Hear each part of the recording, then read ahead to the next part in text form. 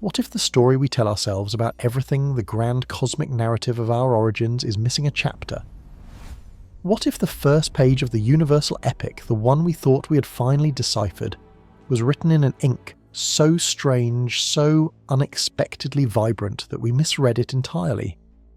For generations we have held a truth to be self-evident, a truth born from the mind of a Belgian priest and astronomer, affirmed by the observations of a lone genius atop a Californian mountain, and cemented by the discovery of a faint persistent hiss coming from every direction in the sky. This is the story of the Big Bang. It is more than a theory. It is the bedrock of modern cosmology, the foundational axiom upon which all our understanding of space and time rests. It is our shared creation myth written not in scripture but in starlight. It tells us we inhabit a universe with a history, a universe that was not eternal but had a definite beginning, a moment of unimaginable birth. 14 billion years ago there was a point, a singularity of infinite density and temperature containing all the matter, all the energy, all the potential that would ever exist. And then it began. Not an explosion in space, but an explosion of space itself. A moment of genesis so profound it defies all earthly analogy. From this single searing point, the entire cosmos unfurled. Space-time and the laws of physics came into being a symphony of creation, playing out on an unimaginable scale.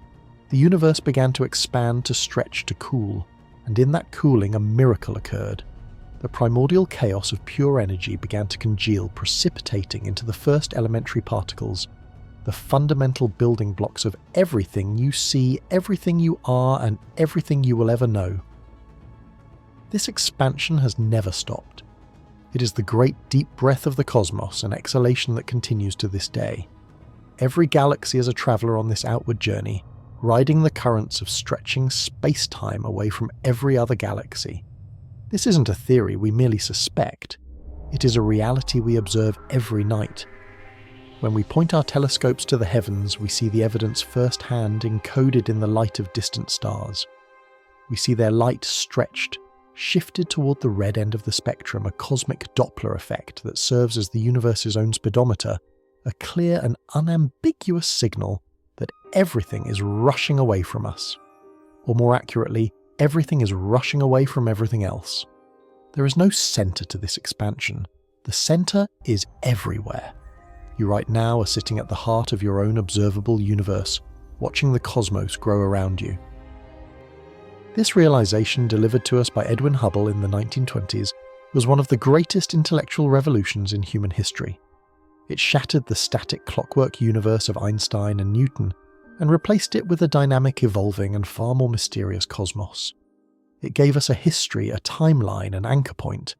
It allowed us to rewind the cosmic film to trace the journey of galaxies backward through time, watching them converge closer and closer, hotter and denser, until they all meet at that one initial moment. Our entire cosmic model, the standard model of cosmology, is built upon this beautiful, elegant and powerfully predictive idea. It allows us to calculate the age of the universe, to understand the formation of the elements, to model the birth of stars and the grand architecture of galactic superclusters. It is a monumental achievement of the human intellect, a testament to our relentless curiosity. For decades we have been refining this story, filling in the details, polishing the narrative, confident that we were converging on a final complete truth. We built ever more powerful instruments to confirm our calculations, to measure the universe's vital signs with ever-increasing precision. And that is where the trouble began. Because when you measure something as fundamental as the expansion of reality, you must be absolutely certain. You must measure it in different ways, from different angles, using different cosmic tools to ensure your answer is not a fluke. Cosmologists devise two primary methods to clock the universe's speed. One method is to look at the universe in its infancy, to peer back across the vastness of time past the galaxies, past the first stars to the very edge of the visible cosmos. Here we find the oldest light in existence, the faint ghostly afterglow of the Big Bang itself. This is the cosmic microwave background, or the CMB. It is a baby picture of the universe taken when it was just 380,000 years old. This fossilized light is not uniform. It is mottled with tiny, almost imperceptible variations in temperature. These faint ripples were the seeds of all future structure, the primordial density fluctuations that would one day grow under the relentless pull of gravity into the galaxies we see today. Our standard model of cosmology makes an extraordinarily precise prediction. It says that if you analyze the size and distribution of these ancient ripples, you can calculate exactly how fast the universe should be expanding today. It's like finding the blueprints for a skyscraper and using them to calculate the exact height of the finished building. It's a measurement of the past used to predict the present. When we perform this calculation using data from our most sensitive space observatories, like the Planck satellite, we get a number. The universe, according to this ancient light, is expanding at approximately 67 kilometers per second per megaparsec. A precise, elegant number derived from the dawn of time. It should have been the final word. But science demands corroboration, so we devised a second method. This approach doesn't look to the past, it measures the present directly. It's like walking up to that same skyscraper with a very, very long tape measure. To do this, we need standard candles, celestial objects with a known intrinsic brightness. If you know how bright something truly is, you can tell how far away it is just by seeing how dim it appears. For this, we use special dying stars called Typeia supernovae. These are the universe's lighthouses exploding with a consistent, predictable brilliance that allows us to map out cosmic distances with stunning accuracy. By measuring the distances to these supernovae and their redshift, the speed at which they are moving away from us, we can build a map of the modern universe's expansion. We can clock its speed right here, right now. For decades, astronomers have been painstakingly collecting this data, cataloguing thousands of stellar explosions in galaxies near and far. And this method too gives us a number, a direct measurement of our cosmic reality. The problem is, it's the wrong number. It's not 67, it's 73. 73 kilometers per second per megaparsec. To a layperson, the difference might seem trivial, a minor discrepancy, a rounding error in the grand scheme of things. But in cosmology, this is not a crack in the foundation, it is a chasm. A canyon has opened up in the heart of our most fundamental theory. The universe, as measured by its oldest light, is expanding significantly slower than the universe as measured by its modern stars. The blueprints do not match the finished building. The prediction from the past does not align with the reality of the present. This is the Hubble tension, and it has been the quiet, persistent and terrifying nightmare of cosmologists for the better part of a decade. At first it was dismissed. It had to be an error. Perhaps we misunderstood the physics of supernovae. Perhaps we weren't accounting for cosmic dust correctly. Perhaps the complex analysis of the cosmic microwave background had a hidden flaw. Team Ancient Universe and Team Modern Universe went back to their data, rechecking every calculation, refining every measurement, convinced the other side had made a mistake. But as the data improved, as the error bars on their measurements shrank, the disagreement didn't go away. It got worse. The chasm widened. The two pillars of our cosmic measurement stood in stark, irreconcilable opposition. It became clear that this wasn't a simple error in measurement. This was a profound paradox, a ghost in the machine of our cosmic model. It hinted that there was something fundamentally wrong, or at least incomplete with our story of the universe. Something was missing from the rulebook. Something happened between the dawn of time and today that our theories simply cannot explain. The scientific community was at an impasse, a cold war fought with telescopes and supercomputers. What was needed was a new witness, a powerful, impartial observer that could settle the dispute once and for all, an instrument so revolutionary, so precise that its verdict would be undeniable. And then on Christmas Day 2021 we launched it, the James Webb Space Telescope. This is not merely the successor to Hubble, it is a different kind of creature altogether, a magnificent golden-eyed marvel of engineering unfurling its massive honeycombed mirror 1 million miles from Earth. It is the largest and most powerful space observatory ever built by humanity, a technological miracle designed for one primary purpose: to see the unseen. JWST is a time machine. It sees the universe in infrared light, the long, stretched-out wavelengths that have travelled across billions of years of expanding space. This allows it to pierce through the veils of gas and dust that blind other telescopes to see with unprecedented clarity the birth of the very first stars and the formation of the earliest galaxies. For the astronomers wrestling with the Hubble tension, JWST was the long-awaited arbiter. Its incredible resolution and infrared sensitivity were perfectly suited to refine the measurements of the modern universe. It could observe those crucial standard candles, both supernovae and another type called Cepheid variables, with a precision that would dwarf all previous efforts. It would eliminate any lingering doubts about systematic errors.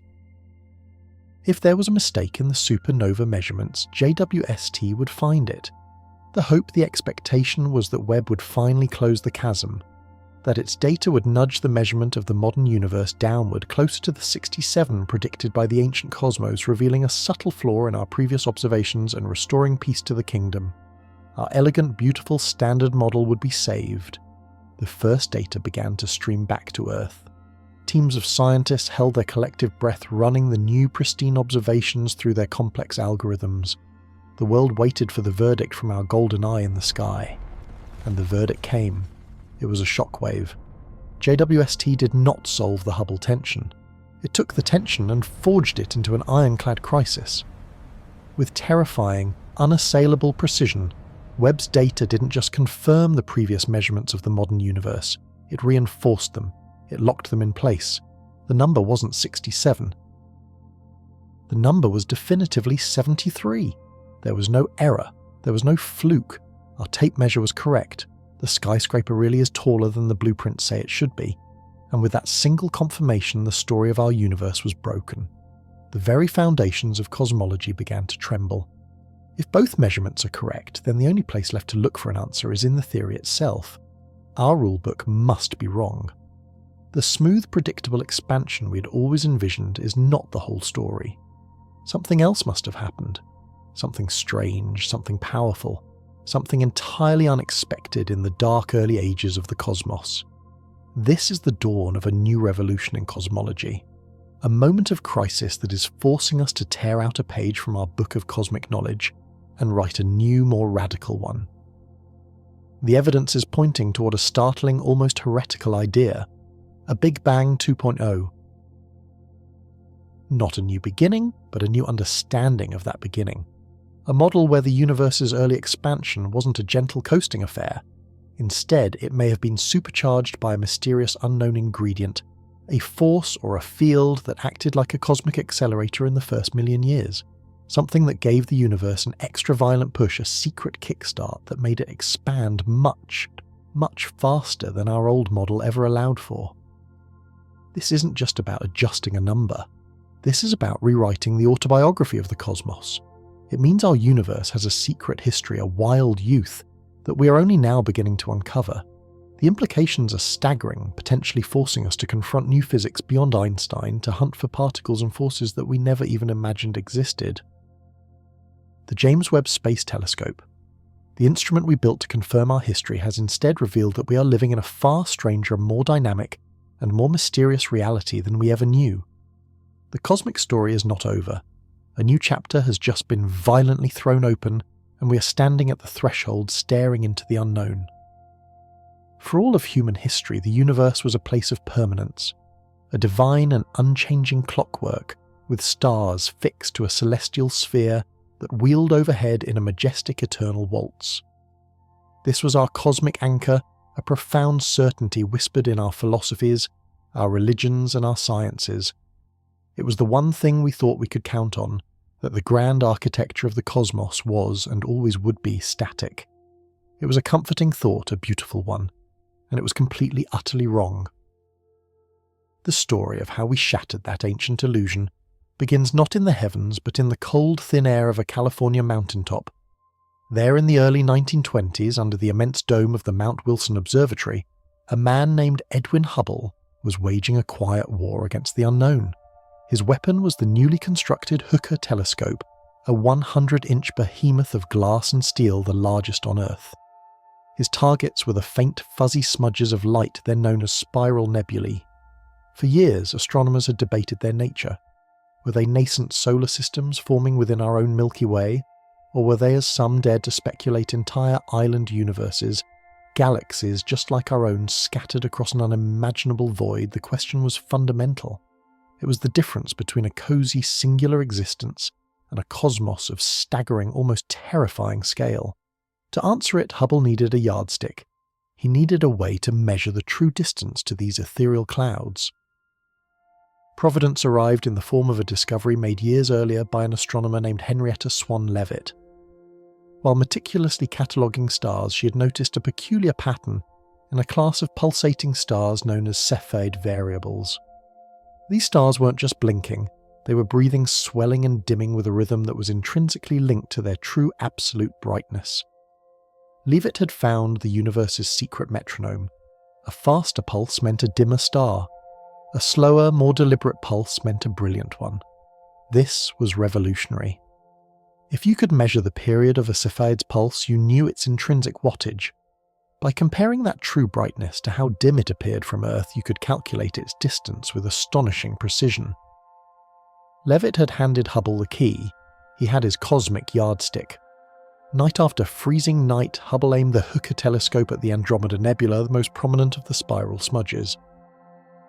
He painstakingly captured its light on fragile glass photographic plates, developing them by hand, searching for those telltale stellar heartbeats. And then he found one, then another. He measured their pulses, did the calculations, and the result sent a shockwave through the world of science. Andromeda wasn't a nearby cloud of gas. It was an island universe, a staggering 2.5 million light-years away. The universe wasn't just our Milky Way. It was a vast archipelago of galaxies, perhaps billions of them, stretching out into a darkness deeper than anyone had ever dared to conceive. But this was only the first revelation, the opening act of a much grander, much stranger cosmic drama. Hubble, along with his assistant Milton Humason, didn't stop there. They began measuring the distances to dozens of other galaxies. At the same time, they analysed the light coming from these distant realms, building on the peculiar work of Vesto Slipher, who had noticed that the light from most nebulae seemed stretched. Its spectral lines shifted towards the red end of the spectrum. This was the Doppler effect, the same phenomenon that makes an ambulance siren drop in pitch as it speeds away from you. A redshift in starlight meant that the source was moving away from us. What Hubble did next was to connect the two discoveries. He plotted distance on one axis and recessional velocity on the other, each galaxy a single point of data on his graph.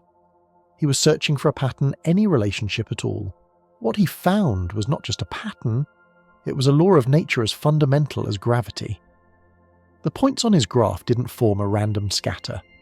They formed a straight line rising with elegant, undeniable simplicity. The farther away a galaxy was, the faster it was receding from us.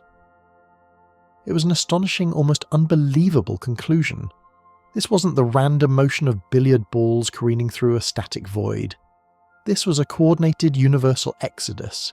Every galaxy was fleeing from every other galaxy. The very fabric of space and time was expanding, carrying the galaxies along with it, like raisins in a rising loaf of bread. The static eternal universe of Einstein and all of history was dead. In its place was a dynamic evolving cosmos, a universe, with a story, a past, and a destiny. This discovery became the bedrock of modern cosmology, and it led to an even more profound implication. If the universe is expanding today, then yesterday it must have been smaller. A week ago, smaller still. 1 billion years ago, vastly smaller. If you rewind the cosmic clock all the way back, logic demands that you must eventually reach a point of origin. A moment when everything in the entire observable universe, all the matter, all the energy, all of space and time itself was compressed into an infinitesimally small, unimaginably hot and infinitely dense state. This was the genesis of what we now call the Big Bang Theory, a name coined mockingly at first, but one that stuck. It wasn't an explosion in space, but the sudden violent expansion of space itself. From this primordial crucible the universe was born. To understand this new cosmos, to chart its history and predict its future science, needed more than a concept. It needed a number. It needed to quantify the rate of this expansion. That number, the slope of the line on Hubble's revolutionary graph, became known as the Hubble constant, or H0. Determining its precise value became one of the holy grails of astrophysics. This single figure is woven into the very DNA of our universe. It dictates the universe's age, its ultimate size, and its final inescapable fate. Get the Hubble constant right and the cosmos snaps into focus. Get it wrong, and the entire story unravels. For the next century, generations of astronomers would dedicate their lives to pinning down this one elusive number, and to do so they developed two completely independent yet equally brilliant methods of measurement. The first method is a direct descendant of Hubble's own work, an intricate and painstakingly constructed system called the Cosmic Distance Ladder. It is cosmology's most ambitious surveying project, starting from our own backyard and stretching out to the observable horizon.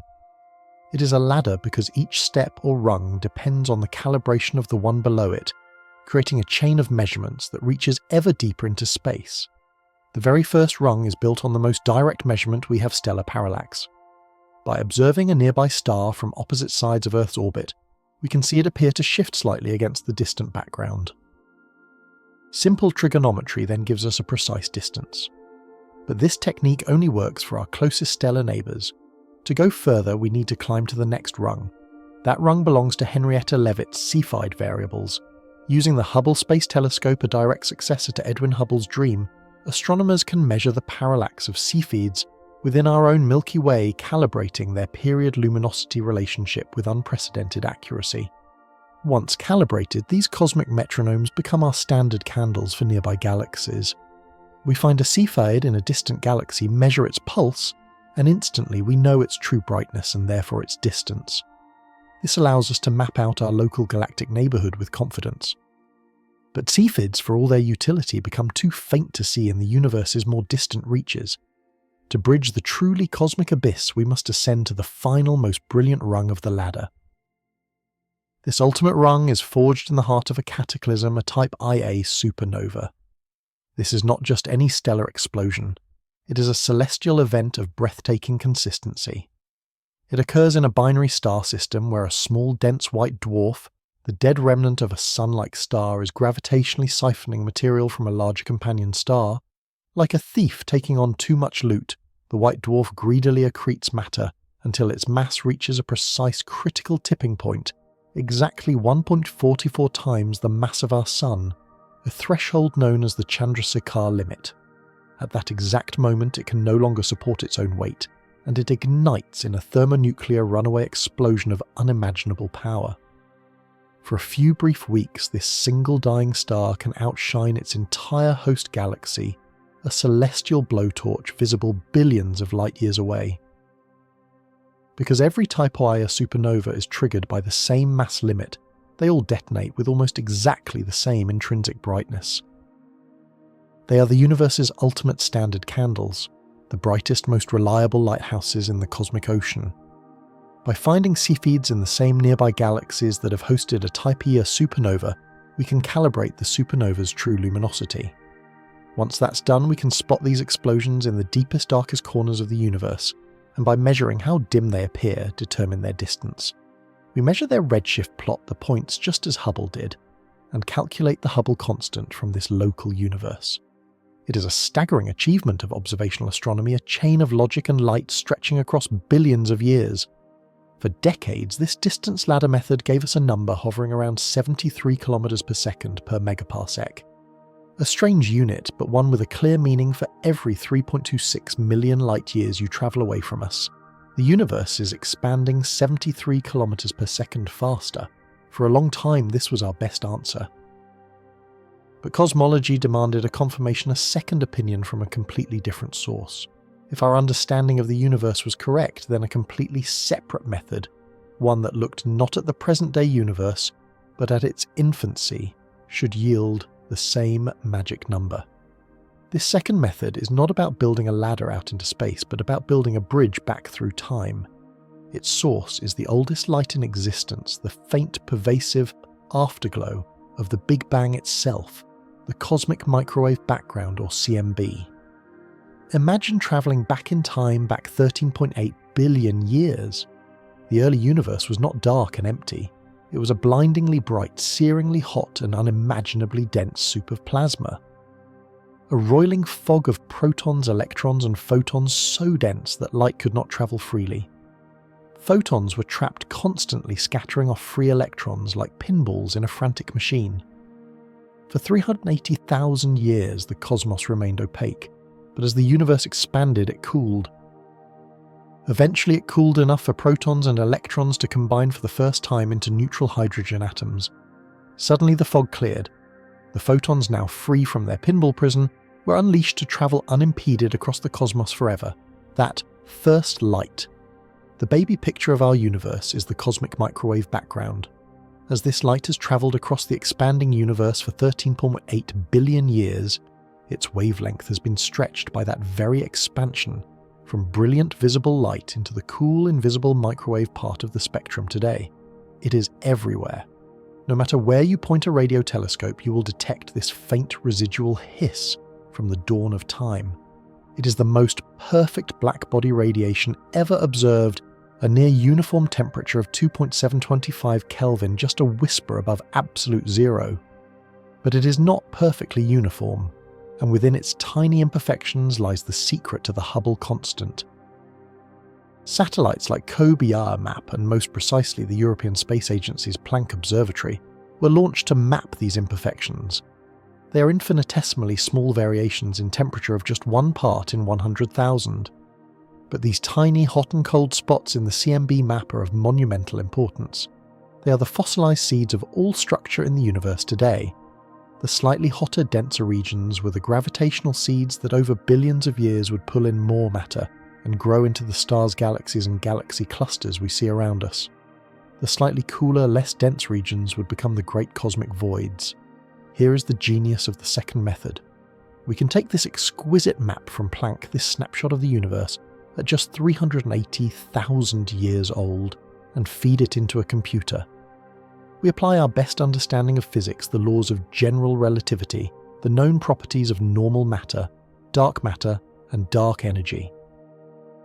This forms what is known as the Standard Model of Cosmology, or Lambda CDM.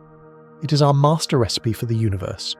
The model takes the initial conditions imprinted on the CMB and simulates 13.8 billion years of cosmic evolution forward in time. It grows the seeds into a mature universe. And from this simulation, it doesn't measure the Hubble constant, it predicts what the expansion rate ought to be today. It is an entirely independent calculation, rooted not in observation of the now, but in a deep theoretical understanding of the then. For years, the results from this early universe method were refined, becoming more and more precise. And the number it predicted was astounding. It was around 67.4 kilometers per second per megaparsec. And here was the triumph. The local measurement from the distance ladder was about 73. The early universe prediction from the CMB was about 67. These numbers were different, yes, but their margins of error were large enough that they comfortably overlapped. A cosmologist could look at these two monumental efforts, one staring at exploding stars in the modern era, the other listening to the echoes of creation, and declare that they told the same story. The agreement was a stunning validation of our entire cosmic model. It suggested that we truly understood the universe from its first moments to the present day. The two great pillars of cosmology stood in sturdy, reassuring harmony. Our cosmic story felt complete, its foundational number known, its plot secure. The symphony of the cosmos, it seemed, was finally playing in tune. Or so we believed. And so, for a time, these two cosmic expeditions marched in parallel, one tunnelling back to the dawn of existence itself, the other meticulously surveying our own cosmic neighbourhood. They were two completely independent paths to the same fundamental truth, the expansion rate of everything. The expectation, the absolute conviction within cosmology was one of beautiful, inevitable convergence. As our telescopes grew sharper, as our models became more refined, the two measurements, one looking back at the universe's infancy, the other measuring its current adolescent growth spurt, were supposed to gracefully meet in the middle.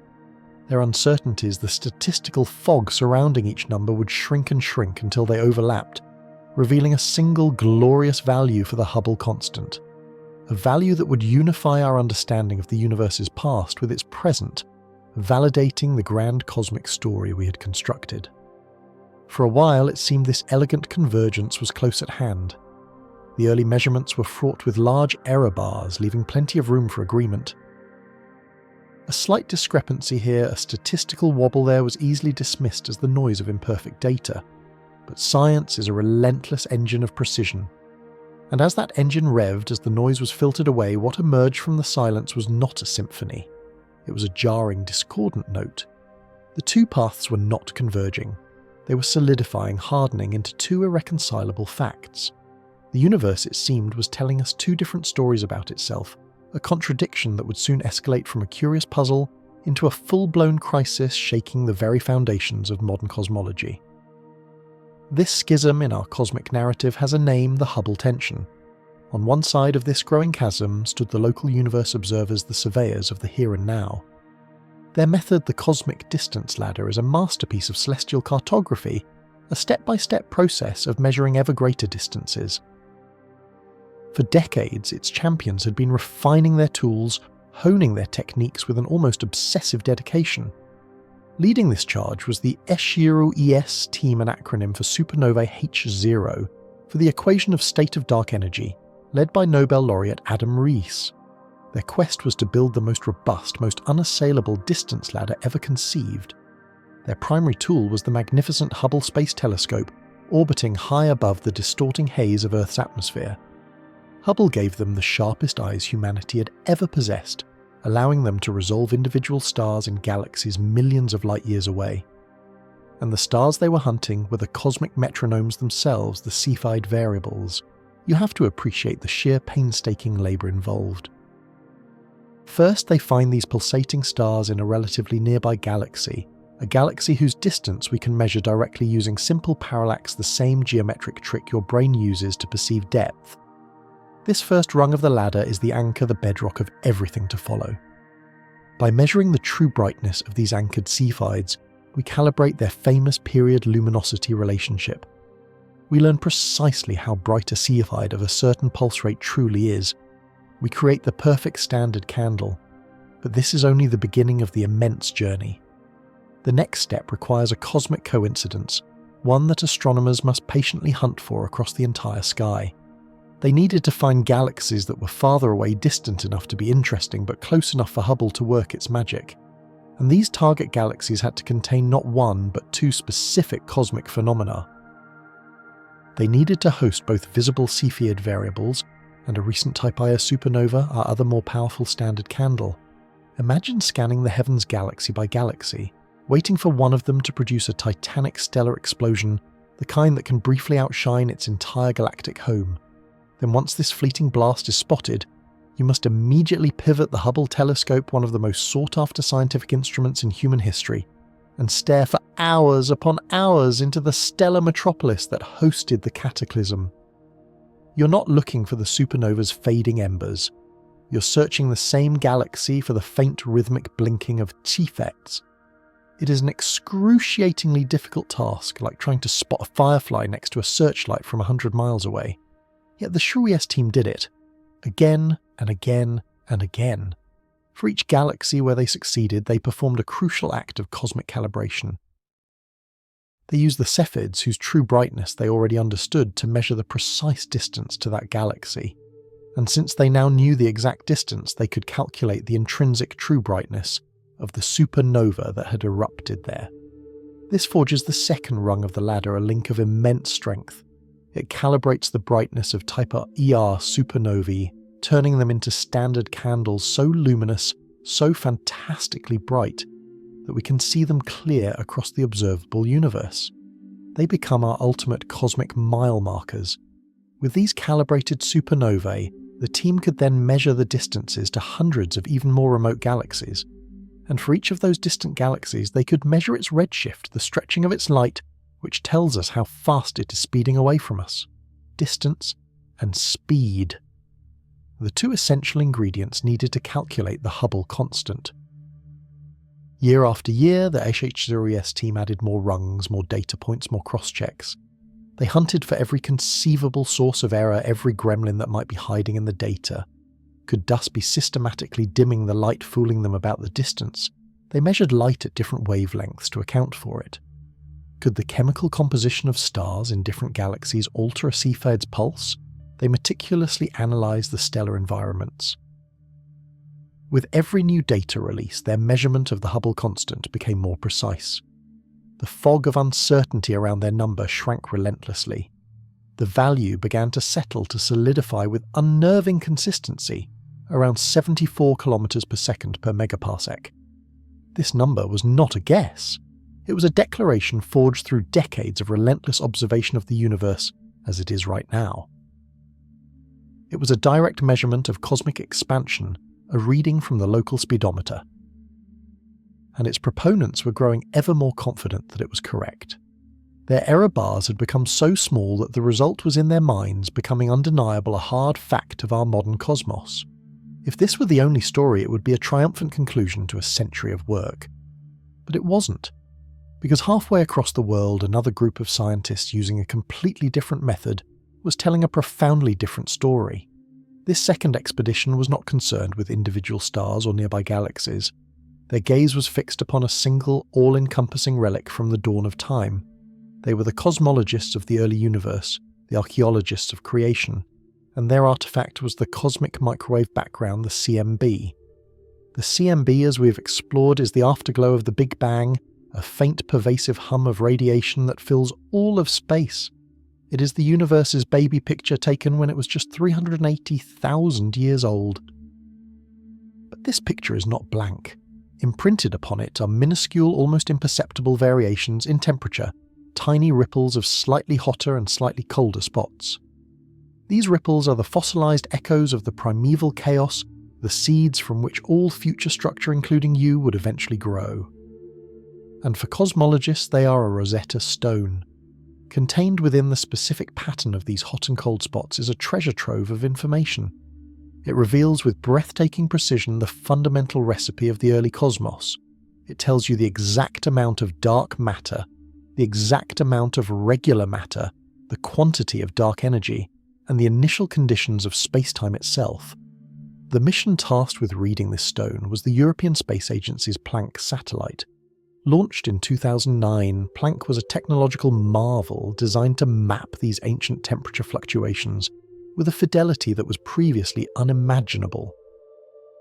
For 4 years it scanned the entire sky, its hypersensitive detectors cooled to within 1/10 of a degree of absolute zero, the coldest point in the universe, to eliminate any interference, any noise that might corrupt the faint signal from the past.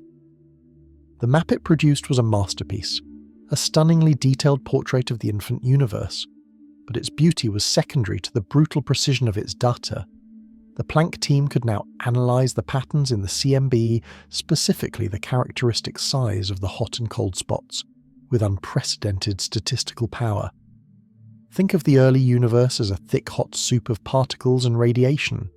Sound waves created by quantum fluctuations in the very first moments propagated through this cosmic plasma much like sound waves travel through air. The hot spots in the CMB are where these sound waves compressed the plasma, and the cold spots are where they rarefied it. The physical size of these waves at the moment the universe became transparent was fixed by the known laws of physics. It acts as a standard ruler imprinted on the sky. We know exactly how large those spots were in meters 380,000 years after the Big Bang. By measuring the apparent size of those spots on the sky, today 13.8 billion years later, we can calculate the distance that ancient light has travelled to reach us. This gives us a precise geometry of the cosmos. With this map and this standard ruler, the Planck team could now do something extraordinary.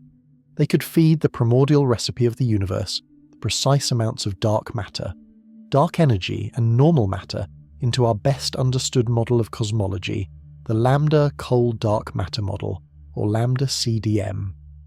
This model is the great synthesis of modern cosmology. It is our standard, battle-tested theory for how the universe evolves over billions of years. It dictates precisely how gravity and dark energy should shape cosmic expansion. So the experiment was simple in concept but profound in its implications. You take the exact ingredients of the universe from Planck's baby picture. You put them into the lambda CDM model, our established rulebook for cosmic evolution, and then you press fast forward. You run the simulation for 13.8 billion years to see what the universe looks like today. And from that simulation, the model spits out a prediction. a clear, unambiguous calculation of what the Hubble constant must be right now. It is not a direct measurement of today's expansion, but an inference, a forecast based on a perfect knowledge of the past and our most trusted laws of physics. As the Planck data was analysed, the result came into sharp focus. The early universe, combined with our standard model, predicted a Hubble constant of almost exactly 67.4 kilometers per second per megaparsec. And just like the JWST team's result, this number came with astonishingly small error bars. The Planck measurement was so precise, so statistically powerful, that it was presented to the world not as a possibility, but as a cosmological cornerstone. This, the cosmologist declared, is the expansion rate. Our model works, the story is complete, except it wasn't. Because 74 and 67.4 are not the same number. At first, the gap was small enough to be a curiosity. The error bars of the two measurements, the little brackets of uncertainty on either side, still just about touched. Perhaps everyone hoped there was some unaccounted for systematic error, a subtle flaw in one of the two incredibly complex analyses. The JWST team rechecked their cafe'd calibrations. The Planck team reanalyzed their satellite data, searching for instrumental effects. Both sides were rigorously vetted, their papers scrutinized by rivals, their methods questioned and double-questioned. But instead of finding a flaw, both teams found only more certainty. With more data, their measurements became even more precise. Their error bars shrank. And then the moment of crisis arrived. The error bars no longer touched. They were no longer even close. They were staring at each other across a vast, unbridgeable statistical void. In science, a disagreement is quantified by its sigma, a measure of statistical significance. A 1 sigma difference is common, likely just random chance. A 3 sigma difference is intriguing, worthy of investigation. It means there is only a 1 in 370 chance the result is a fluke. But the Hubble tension grew year by year past 3 sigma, then to 4 sigma. And then it crossed the Rubicon, 5 sigma. The gold standard in physics for a discovery. A 5 sigma result means there is only a 1 in 3.5 million chance that this discrepancy is a random statistical fluctuation. This was no longer a disagreement. It was a fundamental contradiction at the heart of our cosmic understanding. It was as if we had a perfect recording of a baby's first cry from which doctors predicted with immense confidence that the child would grow to be exactly 5 feet 9 inches tall. But then we went out and measured the adult and found they were over 6 feet 3 inches. Both measurements are exquisitely precise. The recording of the cry is perfect. The measurement of the adult is undeniable, so the error must lie somewhere in between. The prediction itself, our understanding of how growth works, must be wrong. The universe we see today is expanding about 9% faster than our best model of physics predicts it should be based on the pristine evidence of its birth. This is not a minor tweak. It cannot be explained away by fiddling with the data.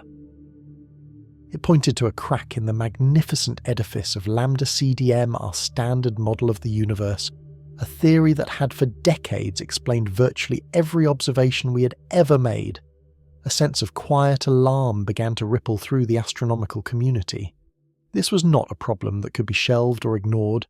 It was a direct challenge from the cosmos itself. The universe was presenting us with an impossible fact, a paradox woven into the fabric of space-time. Our two most reliable ways of understanding our universe were giving us two different answers. One of them, or, more terrifyingly, both of them, had to be missing a crucial piece of the puzzle. The beautifully simple story of our cosmos, one of a single Big Bang and a predictable evolution, was in jeopardy. Something was wrong. Something profound was missing from our story.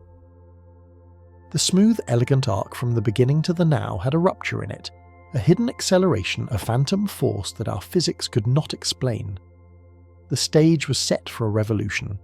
The Hubble tension had become the single greatest mystery in cosmology, and solving it would require a new eye on the universe, a machine capable of seeing farther and clearer than ever before, to retrace the steps of the distance ladder with infallible precision and find the source of this impossible cosmic schism. For 2 decades, cosmology had been caught in a deadlock, a quiet but profound war waged between two irreconcilable measurements of our universe's growth. On one side stood the ancient past, the ghost light of the Big Bang, captured with exquisite precision, telling us a story of a cosmos expanding at a stately measured pace. On the other side stood the modern universe, a vibrant tapestry of galaxies, whose frantic rush away from us suggested a far more energetic, accelerated reality. It was a schism in our cosmic story, a fundamental contradiction known as the Hubble tension, and it hinted that something was desperately wrong with our most cherished model of the universe. For years, the debate raged with scientists on both sides, meticulously checking and rechecking their work, searching for the phantom error, the subtle miscalculation that must be lurking in the data. They argued that our observations of the local universe, magnificent as they were, might be flawed. Perhaps the cosmic yardsticks we used to measure distances, the pulsating Cepheid stars, were not as reliable as we believed. Maybe their light was being subtly contaminated by the glare of their neighbours, a phenomenon called crowding, which would systematically throw off our calculations and create the illusion of a faster expansion. It was a reasonable, even a necessary suspicion. The alternative, that our understanding of physics itself was incomplete, was a far more terrifying prospect. And so the world of astronomy held its breath, waiting for a new iron arbiter so powerful, so precise, that it could settle the dispute once and for all. It waited for a technological miracle, a golden-eyed titan sent 1,000,000 miles from Earth, engineered to see the unseen and resolve the unresolvable. It waited for the James Webb Space Telescope. Launched on Christmas morning, a gift to science, JWST was not merely an upgrade, it represented a quantum leap in our ability to perceive the cosmos. Its immense honeycombed mirror, plated in a whisper-thin layer of gold, was designed to capture the faintest, most ancient light. Unlike its predecessor, the venerable Hubble Space Telescope, which sees the universe primarily in visible and ultraviolet light, JWST is an infrared specialist. It has the superpower of peering through the vast cold clouds of interstellar dust that have always shrouded our view, obscuring the very stars we needed to see with perfect clarity. This was its sacred mission in the context of the Hubble tension. It would revisit the exact same cosmic mile markers that Hubble had used, the pulsating Cepheids and the brilliant type Ia supernovae, but it would see them with newfound crystalline vision. Its infrared gaze would cut through the galactic smog, isolating the light of each Cepheid from its crowded stellar neighbourhood. The problem of blending the suspected culprit behind the entire cosmic discrepancy would simply evaporate under JWST's penetrating stare. The hope, the fervent prayer among many cosmologists, was that Webb would be the great peacemaker. It would perform its measurements and find that yes, Hubble's vision had been slightly blurred. It would reveal that the true brightness of these distant stars had been overestimated, meaning they were closer than we thought, and thus the universe was expanding more slowly. The local measurement would elegantly slide down to meet the value predicted by the early universe. The tension would dissolve, our standard model of cosmology would be reaffirmed, and a collective sigh of relief would echo through the halls of physics departments worldwide. The universe, while still mysterious, would once again make sense. The JWST team, led by Nobel laureate Adam Rees, the very astronomer whose work had cemented the existence of dark energy, was tasked with pointing this new cosmic canon at the heart of the problem. They were not looking for new phenomena. They were on a mission of extreme verification, a high-stakes audit of their own previous discoveries. The process was painstakingly deliberate, a masterclass in scientific rigour. They targeted galaxies that hosted both Cepheid variable stars and type Ia supernovae, the first and second rungs on our cosmic distance ladder. One such galaxy, NGC 5584, became a critical testing ground. It was a familiar target, one that Hubble had studied extensively. But where Hubble saw a beautiful but somewhat hazy spiral just delivered an image of staggering clarity. The gossamer arms of the galaxy, which appeared as a soft glow to Hubble, resolved into a granular cascade of individual fiery points of light. It was like switching from a standard definition television to the most pristine, high-resolution screen imaginable. The difference was not just aesthetic, it was scientifically transformative. Now the team could begin the delicate work of measuring the Cepheids. These stars are cosmic metronomes, brightening and dimming with a rhythm that is intrinsically linked to their true absolute brightness. By comparing this true brightness to how bright they appear from Earth, we can calculate their distance with astonishing accuracy. For decades, this method had been the gold standard.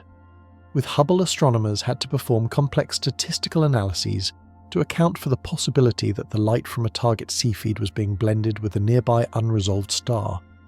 It was an unavoidable source of uncertainty, the ghost in the machine that fueled the Hubble tension debate. But JWST changed the game entirely. Its infrared vision and razor-sharp resolution allowed the team to slice through the stellar confusion. They could now effortlessly isolate a single C-feed, capturing its light pure and uncontaminated. The instrument's sensitivity was so profound that it could detect the subtle changes in a star's heat, as it pulsed a feat previously unimaginable across such immense cosmic voids. The team, working with a nervous excitement, applied their well-honed techniques to this new immaculate stream of data. They measured the periods of the Cepheids in NGC 55884, and in other galaxies they calculated their intrinsic luminosities, and then they triangulated their distances. This allowed them to calibrate the true brightness of the type Ia supernovae in those same galaxies, those spectacular stellar explosions that serve as our standard candles for plumbing the deepest reaches of the cosmos. Every step of the distance ladder was being rebuilt this time with materials of unparalleled quality. Every measurement was being triple-checked. There was no room for ambiguity, no place for systematic errors to hide. This was to be the final word.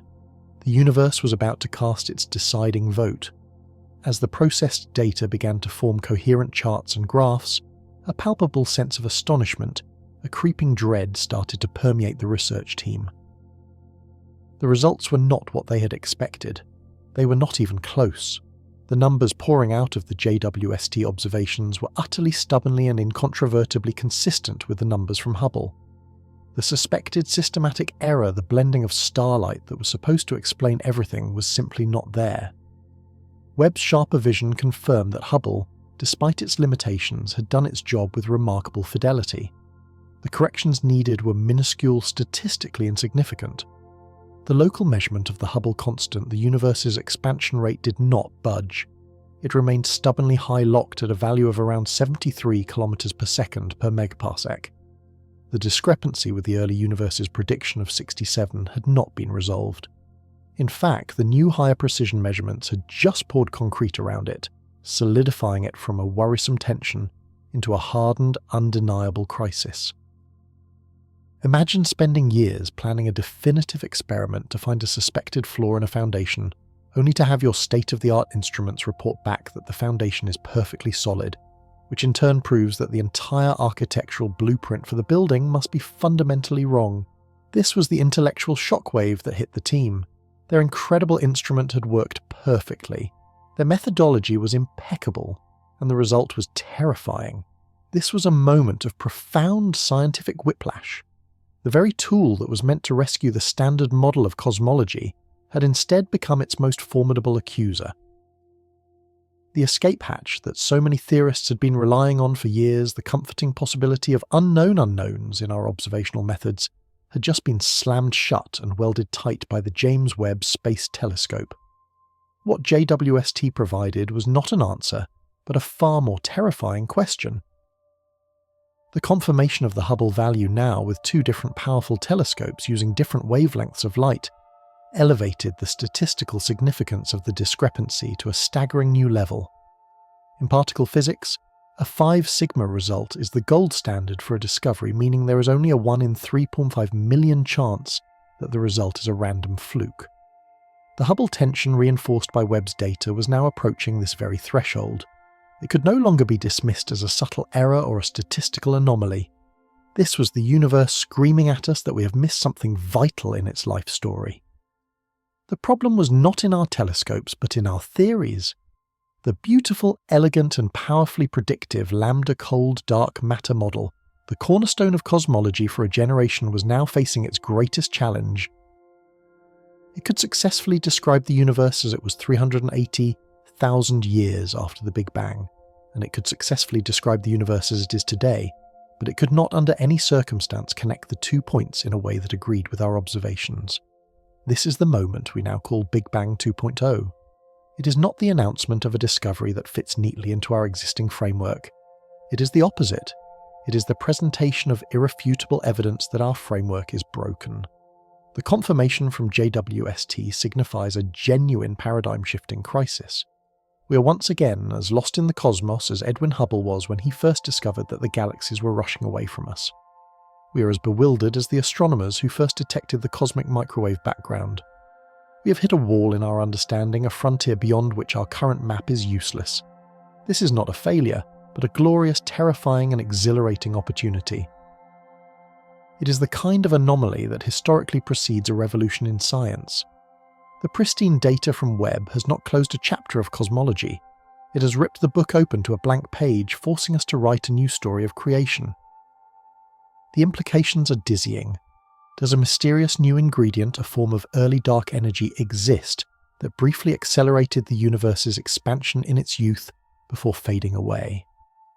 Did the nature of dark matter or dark energy themselves change over cosmic time? Or do we need to reconsider something even more fundamental? Our theory of gravity itself as laid down by Albert Einstein a century ago. The easy answers are gone. The comfortable certainties have evaporated. We find ourselves standing at a precipice staring into a chasm of cosmic ignorance, with the universe itself daring us to take a leap into the unknown. And so the edifice crumbles, not in a sudden cataclysm, but with the slow, grinding certainty of a tectonic shift. The standard model of cosmology, our magnificent story of the universe from its first fiery moments to the sprawling tapestry of galaxies we see today, now rests on a fractured foundation. The James Webb Space Telescope has not offered a lifeline. It has served as the final decisive tremor confirming that the crack runs deeper than we ever imagined. We stand in the rubble of certainty faced with a cosmic contradiction.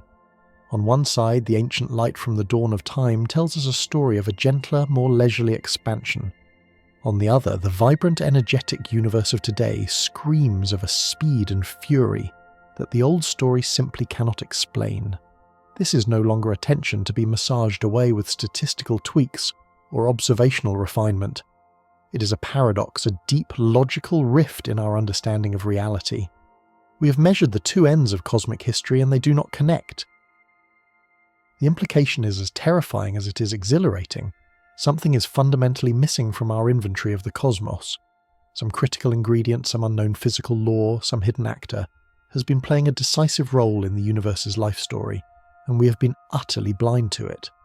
The search for this missing piece has ignited a firestorm in the world of theoretical physics, pushing human imagination to its absolute limits. We are forced to ask a question that shakes the very pillars of our science. If our model is broken, what new stranger model must take its place? The first and perhaps most conservative suspect is a phantom that haunted the universe in its infancy, a force we call early dark energy. You know of the dark energy that dominates our cosmos today, the mysterious pressure that is steadily driving galaxies apart at an ever-increasing rate. But theorists now wonder if this was not the first act of its kind. Imagine the newborn universe less than a few 100,000 years old, still a seething opaque plasma of light and matter. What if for a brief fleeting moment in that primordial chaos, a different kind of dark energy flared into existence? Not a gentle persistent push, but a violent temporary shove. A cosmic afterburner kicking the expansion into a higher gear for a geological eye blink before vanishing as mysteriously as it appeared. This wouldn't be a constant force, but a dynamic field, a form of energy that possessed a built-in self-destruct timer. In the language of physics, it was a scalar field that briefly dominated the universe's energy budget. Think of it like a marble balanced precariously on top of a hill. For a while, it stays put, its potential energy adding a powerful anti-gravitational stress to the fabric of space-time. The universe in response expands ferociously, much faster than our standard story would predict. But this state is unstable. Inevitably, the marble rolls down the hill. The field decays its energy, converting into ordinary particles and radiation, and it vanishes from the cosmic stage. The afterburner cuts out. The universe then resumes the expansion rate predicted by our old models, carrying on as if nothing had ever happened. The genius of this idea is its subtlety. It proposes a dramatic event that is now long gone, leaving behind only the faintest of ghosts in the data. The primary effect of this early accelerated expansion would be to change the calibration of our most trusted cosmic yardstick. That sound horizon we measure in the cosmic microwave background, the fundamental ruler we use to gauge the universe's geometry and predict its present-day expansion, would have been physically smaller at the moment the universe became transparent. A faster expansion would have shrunk the distance that sound waves could travel in the primordial plasma before the light was released. When we observe the CMB today, we see the angular size of that ruler projected on the sky. If the ruler itself was smaller back then, our calculations for the distance to that ancient light would be wrong. And if our distance calculation is wrong, our prediction for the Hubble constant. The expansion rate today is also wrong. Early dark energy would adjust the calculation in exactly the right direction. It reconciles the ancient universe with the modern one by revealing that our interpretation of the ancient universe was flawed. We weren't looking at the evidence incorrectly. We were using a faulty measuring tape, one whose true length was altered by a forgotten burst of cosmic acceleration. This solution has a certain elegance. It doesn't require us to tear down all of physics, but merely to add a new temporary chapter to the beginning of the story. It suggests the universe's dark side is more complex than we thought, with different forms of dark energy appearing at different epochs, each playing a unique role in the cosmic drama. But finding proof is a monumental challenge. We are searching for the echo of a phantom, a whisper of a force that has been silent for over 13 billion years. Our only hope is to sift through the CMB data with unprecedented precision, looking for subtle distortions, minute temperature variations that could be the telltale signature of that decaying field. It is a search for a ghost in the oldest light in the universe. If the ghost of a forgotten energy doesn't solve the puzzle, perhaps the culprit is not a force but a particle. Or more accurately, a swarm of particles, an entire hidden population of them bathing the cosmos in a form of radiation we have never seen. The standard model of particle physics is our remarkably successful catalogue of the fundamental building blocks of matter. But we have long known it is incomplete. One of the most haunting loose ends is the neutrino. These ghostly particles produced in the hearts of stars and in the Big Bang itself stream through the universe, through planets, through our very bodies, almost without interaction. We know of 3 flavours of neutrino. But what if there is a 4th or a 5th? What if there exists a sterile neutrino? A sterile neutrino would be the ultimate phantom. It would not interact with matter through the electromagnetic or the strong or weak nuclear forces. It would be an island unto itself, feeling the presence of our world only through the gentle, persistent pull of gravity. It would be a form of dark radiation, contributing to the total mass and energy of the early universe, without emitting, absorbing, or scattering a single photon of light. In the cosmic nursery, every bit of energy adds to the gravitational pull that tries to slow expansion down, while the outward pressure of radiation works to speed it up. Adding an extra species of fast-moving relativistic particle, a sterile neutrino, to that primordial soup would be like turning up the heat. It would add to the outward radiation pressure, tipping the balance and forcing the universe to expand faster in its youth. Just like the early dark energy model, this increased expansion rate would shrink the sound horizon the cosmic ruler embedded in the CMB. And just like before, this recalibration would change our prediction for the Hubble constant, potentially pushing it upwards to match the value we measure in the local universe today. It's a beautifully simple, almost surgical solution. The entire cosmological crisis could be solved by the existence of a single, new, fundamental particle, a particle that theorists have already speculated about for entirely different reasons. This wouldn't be some ad hoc invention, but the potential confirmation of a long-sought extension to the standard model. It's a tantalizing prospect, linking the largest mystery in cosmology to the deepest questions in particle physics. This solution, however, comes with its own baggage. If these sterile neutrinos exist, how many are there? How much energy do they carry? Adding too much dark radiation can have other unwanted consequences. It can mess with the precise formation of the lightest elements in the Big Bang, a process known as Big Bang nucleosynthesis. The abundances of hydrogen, helium, and lithium we observe today are exquisitely sensitive to the expansion rate in the first few minutes of time. An extra kick from dark radiation could throw that delicate chemical recipe out of balance. Cosmologists are now walking a tightrope trying to find the Goldilocks sterile neutrino one massive enough to solve the Hubble tension, but not so influential that it ruins our successful predictions for the chemical composition of the early universe. The search is on not just in the CMB but in massive particle detectors deep underground, hoping to catch the faintest flicker of an interaction, the barest hint that these phantom particles are not just a convenient theory, but a physical reality.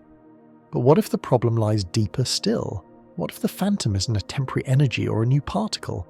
What if the phantom is in the machine itself? We have been working under an assumption as vast and fundamental as the sky itself that we know the rules of the game. That Albert Einstein's theory of general relativity, our universal law of gravity, is correct on all scales at all times. For a century it has been a flawless guide predicting everything from the orbit of Mercury to the existence of black holes and the bending of starlight. But the Hubble tension is the most significant challenge this theory has ever faced. It is forcing us to contemplate the truly unthinkable what if Einstein was wrong. Not entirely wrong, of course. General relativity works perfectly in the solar system in our galaxy, and in all the regimes where we have tested it. But perhaps it is incomplete. Perhaps on the vast cosmic scales of the entire universe, gravity doesn't behave quite as we expect. This is the domain of modified gravity theories. These are not small tweaks. They represent a fundamental rethinking of the nature of space-time. They propose that gravity is not just a function of the curvature of space-time, as Einstein taught us, but that it might be influenced by other fields, or behave differently in regions of very low density, or even that it leaks into hidden extra dimensions of space. In this scenario, there is no need for dark energy or dark matter, at least not in the forms we currently imagine them. The accelerated expansion of the universe wouldn't be caused by some mysterious anti-gravitational fluid, but would be a natural feature of gravity itself over immense distances. The equations would change. The force we call gravity would inherently contain a repulsive accelerating component that only becomes significant on a cosmological canvas. This would be a revolution on a scale not seen since Einstein himself overthrew Newton. It would mean that the gravitational scaffolding upon which the entire cosmos is built is more complex, more dynamic and stranger than our most brilliant minds had ever conceived. The appeal of this approach is its radical economy. It attempts to solve two of the biggest mysteries in physics: dark energy and the Hubble tension, with a single sweeping change to our most fundamental theory. The problem is that it is incredibly difficult to modify gravity without breaking all the things it gets right. It is like trying to rewrite the operating system of a computer while the computer is still running. Change one line of code and you might fix one bug, but you could create a dozen new crashes. Theories of modified gravity must be able to explain the accelerated expansion of the universe, while also flawlessly reproducing all the successes of general relativity inside galaxies and solar systems. They must explain how the universe looks the way it does, how galaxies cluster, how light bends around massive objects, and why our GPS satellites work. Most theories proposed so far have struggled to clear this impossibly high bar, often creating more problems than they solve. Yet the Hubble tension gives this radical idea a new lease on life. It serves as a constant nagging reminder that the rules as we know them have led us to a dead end. Perhaps the only way out is to tear up the rulebook and start again. This leads us inevitably to the furthest shores of speculation, to an idea so mind-bending it feels ripped from the pages of science fiction. If a new energy, a new particle, or a new law of gravity cannot explain the discrepancy, then what is left? Only the most profound possibility of all that the universe we see is not the only one. What if our reality is intimately gravitationally coupled to another parallel universe, a mirror world existing in the same space but in a different dimension forever invisible to us? This isn't just a flight of fancy. It emerges from deep questions in theoretical physics about the symmetries of nature. It proposes a shadow cosmos, a dark sector with its own set of particles, its own chemistry, perhaps even its own dark stars and dark galaxies, interacting with our world only through the shared fabric of gravity. Imagine our universe as one of two identical twins born together in the Big Bang. They are almost perfect copies, but with one crucial difference: the temperature. Our universe might be slightly hotter and more energetic than its shadow sibling. This small temperature difference would create a subtle but persistent gravitational leak. A tiny amount of energy could be draining from our universe into the mirror world or vice versa. This constant, almost imperceptible interaction over billions of years could be enough to alter our cosmic expansion history.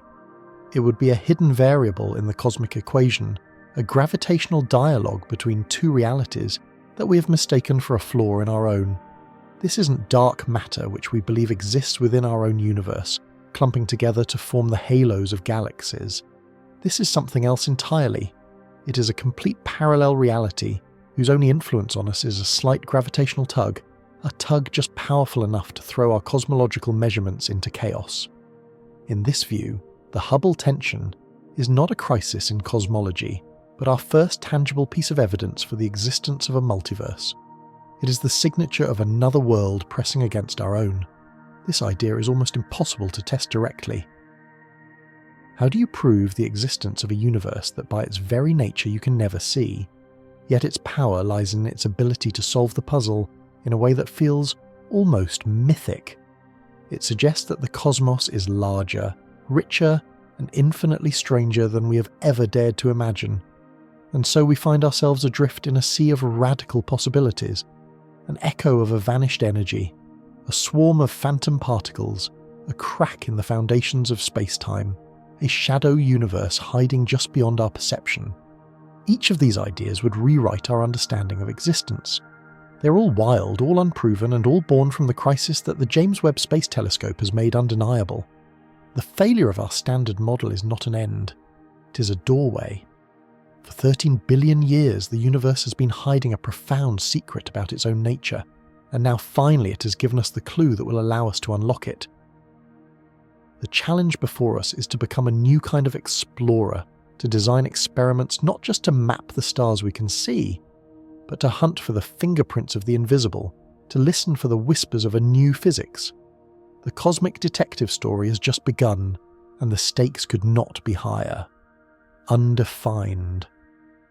And so with the James Webb Space Telescope's verdict delivered, the era of polite disagreement came to an abrupt end. The Hubble tension was no longer a curious anomaly, a statistical ghost that might vanish with the next data release. It was now a constitutional crisis for cosmology, a deep and undeniable schism running through the heart of our standard model. The universe as measured at our doorstep was definitively stubbornly and inexplicably expanding faster than our theories of its childhood permitted. The gauntlet had been thrown down not by a rival theory, but by the cosmos itself. In observatories and university departments across the globe, the response was not one of despair but of mobilization. The hunt was on. Welcome to the front line of a scientific revolution, in the making a global high-stakes race to not just measure the universe, but to understand its very soul. This is not a cold, dispassionate search conducted in isolated laboratories. It is a vibrant, sometimes contentious, and breathtakingly ambitious human endeavour. Two great armies of thought now array themselves on this new intellectual battlefield. On one side stand the defenders of cosmic order, the brilliant minds working to refine our existing measurements, convinced the solution lies hidden within the subtle complexities of astrophysics. They believe lambda CDM, our standard model, is not broken, merely misunderstood. They are the masters of precision, painstakingly chasing down every conceivable source of error, every phantom variable that could be skewing the results from the local universe. Their work is a testament to the rigour of science, a heroic effort to ensure that before we tear down our most successful theory, we have checked every single wire and tightened every single bolt. They are calibrating the cosmic distance ladder with a jeweler's eye, seeking a flaw in the chain of logic that connects us to the expanding fabric of space-time. On the other side are the revolutionaries, the theorists who look at the widening gulf between the early and late universe and see not an error, but an opportunity. They argue that the tension is a genuine discovery, the first profound crack in the edifice of modern cosmology. For them, this discrepancy is a signpost pointing the way toward a deeper, more complete theory of reality, a new physics that has been lurking just beyond our reach. They are the architects of the unknown, sketching out daring new blueprints for the cosmos. Their ideas, once relegated to the fringes of cosmological thought, are now taking centre stage, each one a potential key to unlocking this grand mystery. This is the intellectual crucible where the next chapter of our cosmic story will be forged, a chapter that could redefine everything we think we know about dark matter, dark energy, and the fundamental nature of space and time itself. The stage is set for a clash of ideas and evidence on a scale rarely seen in scientific history. The observational campaign has become a multi-pronged assault, leveraging humanity's most powerful instruments to attack the problem from all sides. At the vanguard, of course, is the James Webb Space Telescope, now fully engaged in its primary mission to resolve this tension. The JWST team, led by Nobel laureate Adam Rees, is using Webb's exquisite infrared vision to conduct the most meticulous celestial survey ever attempted.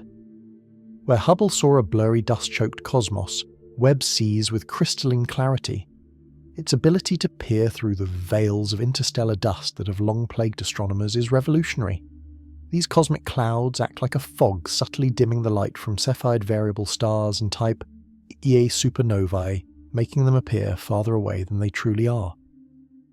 For decades, correcting for this dust has been one of the greatest sources of uncertainty, a persistent wobble in our cosmic measuring stick. Webb simply brushes the fog aside. By observing an infrared light which passes through dust largely unimpeded, it eliminates this foundational ambiguity. Every new image, every fresh data point from Webb is like adding another decimal place of certainty to the local measurement of the Hubble constant. It's a relentless campaign of precision designed to silence any lingering doubts about the local value. The goal is to build a cosmic distance ladder so robust, so impeccably calibrated, that it becomes an unshakable pillar of cosmic truth. If this pillar still points to a faster expansion, then the astrophysics of the local universe can be ruled out as the culprit, forcing the entire scientific community to confront the more unsettling possibility that the physics of the early universe is what needs to be revised. It is a painstaking, methodical, and absolutely essential process of elimination, closing one door to see if another must be forced open. Simultaneously, a parallel offensive is underway aimed at the other side of the cosmic divide, the early universe. The data from the Planck satellite, our most detailed map of the cosmic microwave background, remains the gold standard. But even gold can be refined. Ground-based observatories perched in the world's most extreme environments are now pushing beyond Planck's limits. In the bone-dry air of the Atacama Desert in Chile, the Atacama Cosmology Telescope and the Simons Observatory are surveying the ancient light with unprecedented resolution. At the frozen bottom of the world, the South Pole Telescope joins the hunt. These colossal instruments are not just remeasuring the temperature fluctuations that Planck mapped so beautifully. They are delving into more subtle properties of the CMB, like its polarization, the orientation of the light waves themselves. This is akin to not just seeing a picture of the infant universe, but understanding the texture of the canvas it was painted on. The patterns of polarization in the CMB are exquisitely sensitive to the precise ingredients of the early cosmos. They hold encrypted clues about the density of dark matter, the behavior of neutrinos, and the very physics of the inflationary epoch. By mapping these delicate patterns across the sky, cosmologists can double-check the assumptions that go into the lambda CDM model's prediction for the Hubble constant. They are searching for any deviation, any subtle twist in the data that might suggest the presence of a new particle or an unknown force in the moments after the Big Bang. If the local measurement is a ladder reaching up from the present, this work is a foundation being inspected from the dawn of time. The tension exists where the ladder fails to meet the foundation, and both sides are now being measured with a micrometer. Yet a third revolutionary method has entered the arena, promising to bypass the old disputes entirely. It relies not on light, but on the whisper of gravity itself. We are now in the era of gravitational wave astronomy, and with it comes a completely new cosmic probe, the Standard Siren. When two superdense neutron stars, the collapsed cores of massive stars, spiral into a cataclysmic merger, they send powerful ripples through the fabric of space-time. These are the gravitational waves detected by observatories like LIGO and Virgo. This event is the Siren, an incredibly precise signal whose distance can be calculated directly from the shape and intensity of the gravitational wave itself, with no need for a ladder of intermediate steps. The physics is pure, derived directly from Einstein's general relativity. It is a clean one-step measurement to the source of the cosmic cataclysm. If we are lucky, that same collision also produces a spectacular explosion of light, a kilonova, which telescopes on Earth can pinpoint in the sky. By identifying the galaxy that hosts this explosion and measuring its redshift, the speed at which it is receding from us, we can make a direct independent measurement of the Hubble constant. We get distance from the gravitational siren and we get speed from the light. It is the most elegant and powerful combination of cosmic messengers we have ever had. Each neutron-star merger becomes a new independent anchor point for the expansion rate of the universe. The catch is that these events are rare, and catching both the gravitational wave and the light is incredibly challenging. But as our detectors become more sensitive, the number of standard sirens will grow. Within the next decade, this method could become the ultimate tiebreaker, a supreme cosmic judge delivering its verdict on the Hubble tension, free from the historical baggage and potential systematic errors of all other techniques. While the observers gather their ammunition, the theorists are engaged in a breathtaking explosion of creativity, drafting the battle plans for a new cosmological paradigm. The leading contender, a concept known as early dark energy, is as elegant as it is strange. It postulates the existence of a new energy field that briefly permeated the very early universe. Imagine this field as a fleeting cosmic accelerant. For a short period around the time atoms first formed, about 380,000 years after the Big Bang, this energy gave the universe an extra unexpected push, causing it to expand slightly faster than the standard model predicts. Then, just as mysteriously as it appeared, this energy field diluted away, vanishing from the cosmic stage, and leaving no trace other than a subtle change in the expansion history. The beauty of this idea is that it directly targets the source of the disagreement. This extra push in the early universe would have altered the physical scale of the sound waves imprinted on the cosmic microwave background. It would mean that the standard ruler we derive from the CMB is actually shorter than we thought. When we use this recalibrated shorter ruler to predict the present-day Hubble constant, the prediction rises, moving significantly closer to the value measured by Webb and the JWST team. It's like discovering the meter stick you've been using for years was actually only 95 centimeters long. Suddenly your measurements make sense in a new way. Early dark energy is a compelling suspect because it resolves the tension with surgical precision, requiring only a temporary adjustment to our cosmic history. The challenge now is to find other independent evidence for this phantom field smoking gun signature that proves it was more than just a convenient theoretical invention. A more radical cohort of theorists is asking a deeper, more profound question. What if the problem isn't a missing ingredient but a fundamental misunderstanding of the rules themselves? What if the tension is a sign that Einstein's theory of general relativity, our guiding light for over a century, is incomplete? This is the realm of modified gravity.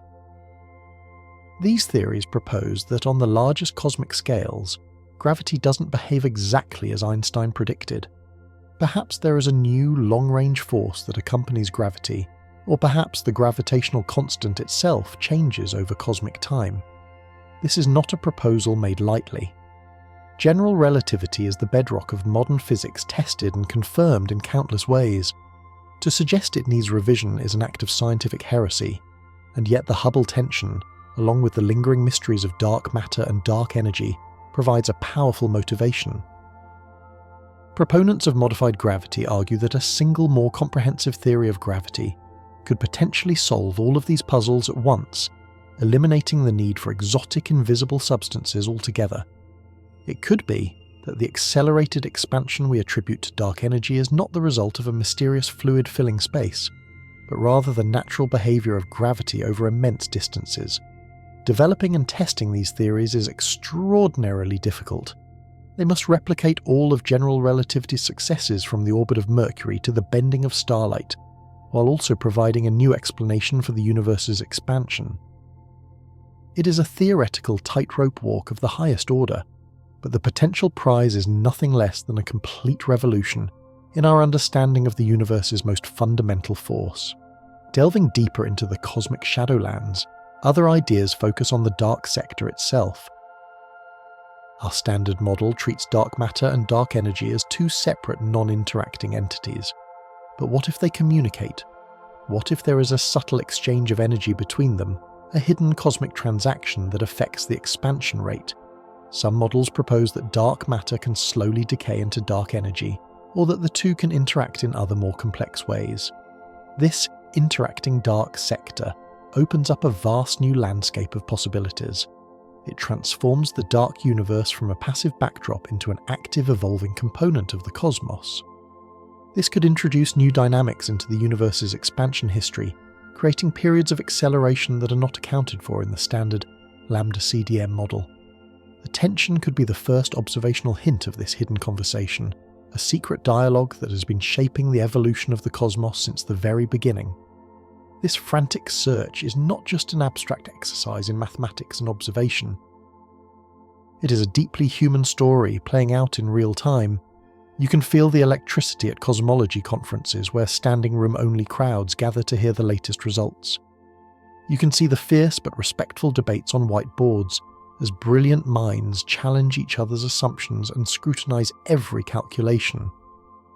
There is a palpable sense of urgency, a shared understanding that we are living on the cusp of a major breakthrough. This is the scientific method at its most raw and exhilarating, a global community grappling with a profound contradiction driven by an unyielding curiosity. It is a competition of ideas, but it is also a massive collaboration with data from different experiments being shared and combined in a collective effort to find the truth. The resolution when it comes will not be a quiet affair.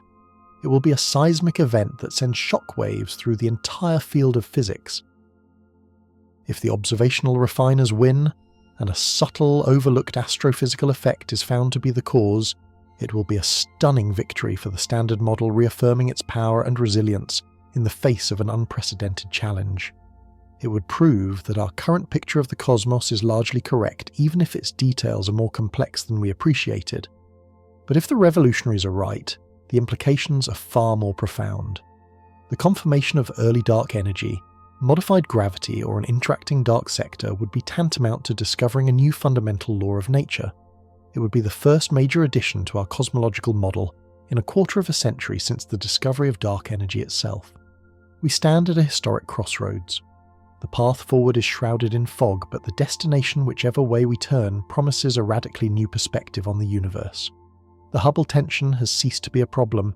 It has become a gateway. It is the X on the treasure map of the cosmos, marking the spot where a deeper truth lies buried.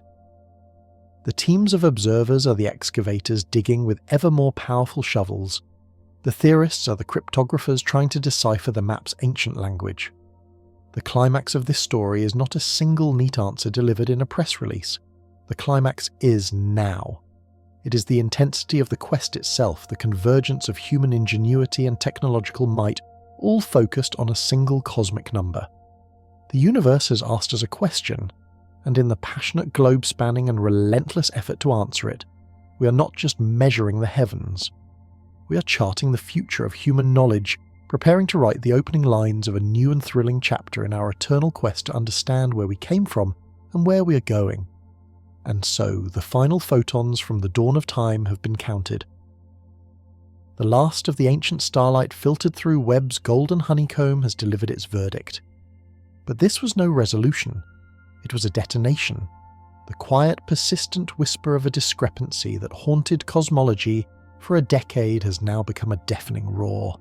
The chasm between our two visions of the universe, one looking back from today and the other looking forward from its birth, has not been bridged. It has widened into an impassable abyss. This instrument, our most powerful time machine, was sent to be the great arbiter, the final judge. We aimed it at the heart of the cosmic debate, expecting it to silence the argument to restore order. We envisioned a future where the shimmering Cepheid variables, those reliable standard candles of the modern cosmos, would finally align their story with the faint holy glow of the cosmic microwave background. We hoped with a fervour bordering on prayer that some subtle overlooked dust in the interstellar medium, or a previously unaccounted for bias in our older telescopes, would explain it all away. That a simple refinement was all that was needed. a minor correction to the grand equation. Instead, the James Webb Space Telescope, with its unparalleled clarity and precision, peered through that dust, eliminated those biases, and returned a result that was not only unambiguous, but defiant. It took the smouldering tension and poured rocket fuel on the flames. The message it sent back across 13 billion years of expanding space was clear. There is no mistake in our observations. The mistake, it seems, lies in our understanding. We stand now in the rubble of a beautiful idea. For a generation we have told ourselves a magnificent story of the cosmos, the lambda CDM model. It was a story of sublime simplicity and predictive power. A universe born in a singular fiery instant, expanding and cooling its evolution, governed by just a handful of ingredients: dark matter, the invisible scaffolding of galaxies, dark energy, the mysterious phantom pushing everything apart, and the familiar luminous matter of which you and I are made. This model was our cathedral of knowledge, built brick by brick over a century of painstaking observation and brilliant theory. It accounted for the grand sweep of cosmic history, from the first primordial fluctuations to the vast glittering cosmic web we see today. It was more than a theory, it was our map of reality. And now that map has led us to a place marked "Here be dragons." The crisis is not merely a numerical disagreement, it is a profound philosophical schism. It is a ghost in the machine of creation. On one side you have the early universe, a perfect photograph of its infancy, preserved in the afterglow of the Big Bang. From this single snapshot, our model predicts with unerring certainty what the expansion rate must be today. It is a prophecy written into the very fabric of space-time. On the other side, you have the late universe measured directly. We see the galaxies rushing away from us, we clock their speed with Webb's perfect vision, and they are moving significantly faster than the prophecy allows. It is as if we have a recording of an infant's first heartbeat, and from it, we calculate the precise resting heart rate they should have as an adult. But when we take their pulse, we find a frantic, sprinting rhythm that our calculations cannot possibly explain. One of these truths, or perhaps both, must be incomplete.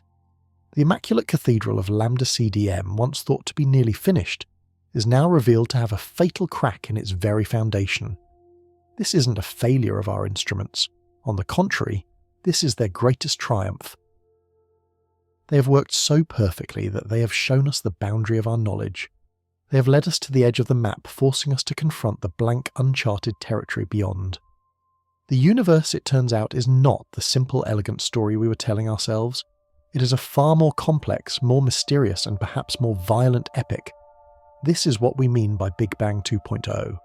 It is not the suggestion of a second literal explosion. It is the dawn of a new cosmology. The realization that the birth of our universe may not have been a single monolithic event, but a process with hidden chapters, a story with a shocking plot twist. The first version of the story, our Big Bang 1.0, was a smooth and continuous journey, a gradual, stately unfolding from a hot, dense state to the universe we inhabit. But the Hubble tension is the universe screaming at us that this gentle narrative is wrong. It demands a rewrite. It suggests a second act we never knew existed.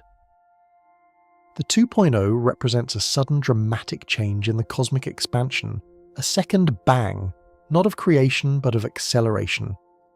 Imagine the universe as a colossal rocket engine. For the first few 100,000 years it was burning its fuel at a predictable rate, the one imprinted on the cosmic microwave background. Then something new kicked in. A second stage ignited. A cosmic afterburner flared to life for a brief brilliant moment in the universe's youth, injecting a ferocious burst of new energy into the expansion before fading back into the background noise. This event would be long over by the time we observe the modern universe, but its ghost would remain encoded in the higher speeds of galaxies today. This is the tantalizing idea of early dark energy. A form of energy that dominated the cosmos for a fleeting formative period, pushed space apart with unexpected violence, and then vanished, leaving behind only this baffling discrepancy as its cosmic signature. It would be a fundamental new force of nature hiding in plain sight within the expansion history of reality itself. But this is just one possibility in a growing pantheon of strange new ideas, each more profound than the last. Could there be a new particle, a phantom of the vacuum interacting with dark matter in ways we can't yet fathom? A dark radiation that filled the young cosmos, altering its density and changing the rules of the game. Perhaps the neutrinos, those ghostly particles that pass through us by the trillion every second, are not quite what we thought they were. If they possess some hidden interaction, some secret weight, they could have subtly warped the fabric of the early cosmos, throwing off the predictions of our standard model. Or maybe the problem is deeper still. Perhaps it isn't a missing ingredient we need to find. Perhaps it's the recipe itself that is wrong. We have built our entire understanding of cosmic evolution on Einstein's theory of gravity general relativity. It has passed every test we have ever thrown at it, from the bending of starlight to the ripples of gravitational waves. But what if it is incomplete? What if on the very largest cosmic scales gravity doesn't behave as Einstein predicted? This is the most radical thought of all, that we must modify our understanding of the most fundamental force in the universe, that the invisible hand shaping the cosmos has a different grip, a different strength than the one we have measured in our own solar system. This would not just be a new chapter in cosmology. It would be a revolution on par with Copernicus deposing the Earth from the centre of the universe, or Einstein himself rewriting the laws of Newton. Big Bang 2. Zero, in this sense, is the ultimate intellectual challenge. It forces us to question everything we thought we knew for certain about where we came from and where we are going. We have arrived at a moment of profound humility and exhilarating uncertainty. Imagine dedicating your entire career to charting a vast, intricate coastline, believing you were perfecting the map of the world. Then a new ship, the JWST, sails over the horizon and sends back a message. There is an entire uncharted continent beyond your maps. This is the feeling in cosmology today, a mixture of shock, awe, and unbridled excitement. The neat, tidy universe of our textbooks has been shattered, and in its place is a wilder, more complex and infinitely more interesting reality. This is not an endpoint, it is a glorious new beginning. The Hubble tension is not a failure, it is a gift. It is a clue, a breadcrumb trail leading us away from our comfortable assumptions and into a deeper, more authentic understanding of the cosmos. Every great leap forward in science has been preceded by a crisis, a moment when the existing paradigm breaks under the weight of new contradictory evidence. Newton's physics broke when trying to explain the orbit of Mercury, paving the way for Einstein. Classical physics broke when faced with the bizarre behaviour of atoms, giving birth to the quantum revolution. We are living through such a moment right now. We are the generation that discovered the crack in creation, and we are the generation that will begin the search for the new physics required to seal it. The quest is already underway. On blackboards and in supercomputers around the world, a new generation of theorists is dreaming up new universes, testing new forces, imagining new dimensions. They are the cartographers of the unknown, sketching out the first tentative maps of that new hidden continent of reality. And a new fleet of explorers is being built to follow Webb's lead.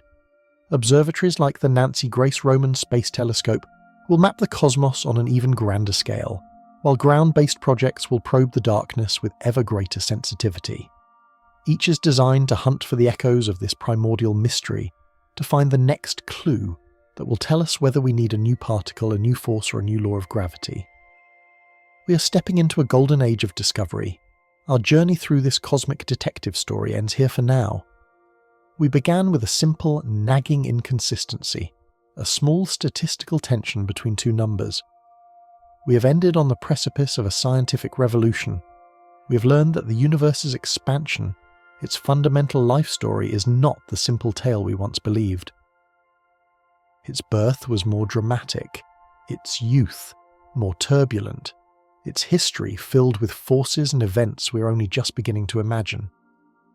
The James Webb Space Telescope, our most ambitious eye on the sky, did not give us the comfort of a final answer. Instead, it gave us something far more valuable. It gave us a deeper, more profound and more thrilling mystery. It reminded us that for all we have discovered, for all the incredible power of our science, we're still just standing on the shore of a vast cosmic ocean, and the grandest discoveries still lie waiting in the uncharted depths.